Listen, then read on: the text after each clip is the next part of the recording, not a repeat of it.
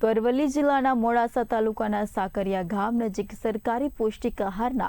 ગેરકાયદેસર જથ્થાથી ભરેલું એક પિકઅપ વાહન જાગૃત નાગરિકોએ ઝડપી પાડ્યું છે। તો વાહનની તપાસ દરમિયાન સરકાર દ્વારા બાળકો અને સગર્ભા મહિલાઓ માટે આપવામાં આવતા બાલ શક્તિ, માતૃશક્તિ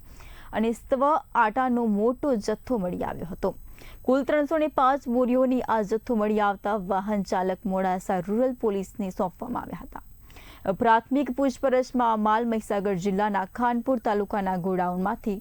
લાવવામાં આવ્યો હોવાનું સામે આવ્યું છે। તો સમગ્ર મામલે ICDS વિભાગ દ્વારા પોલીસમાં જાણવા જોગ ફરિયાદ નોંધાવવામાં આવી છે। પોલીસ હવે આ પૌષ્ટિક આહારના કથિત કાળા બજાર પાછળના નેટવર્કની તપાસ કરી રહી છે। તો બીજી તરફ અરવલ્લી જિલ્લા કોંગ્રેસ પણ આ મુદ્દે કડક કાર્યવાહી કરવાની માંગ ઉઠાવી છે।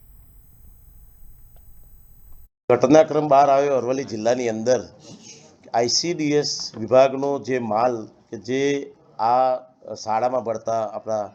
બાળકો જે દેશનું ભવિષ્ય છે અને એ કુપોષણથી વંચિત ન રહે એટલા માટે એમના માટેનો જે જથ્થો હોય એ આ જિલ્લાની અંદર એક અમારા સામાજિક કાર્યકર દ્વારા એની માહિતી મળતા પોલીસ તંત્રને જાણ થતાં એ માલ પકડાયો। ખૂબ જ શરમજનક બાબત કહેવાય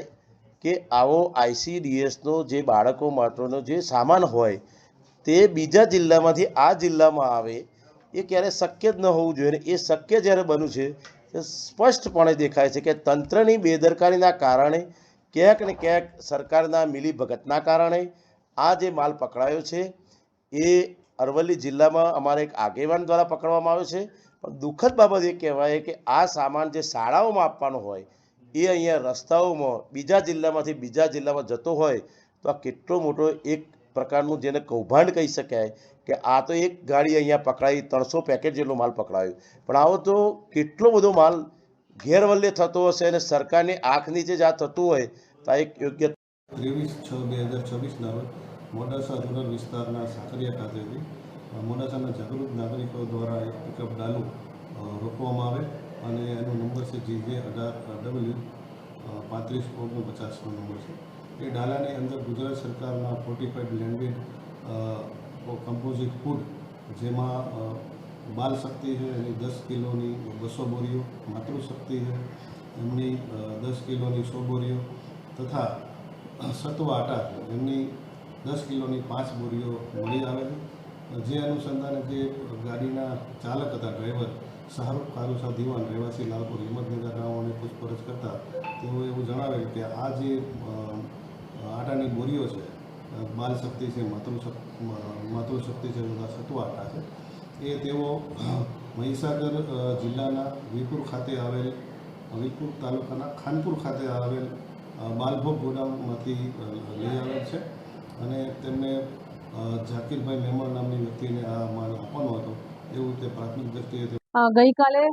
અરવલ્લીના સબલપુર પોલીસ સ્ટેશનમાં PHRના જે સ્ટોક પકડવામાં આવ્યા છે જે બાબતે હું આપને જણાવવા માંગુ છું।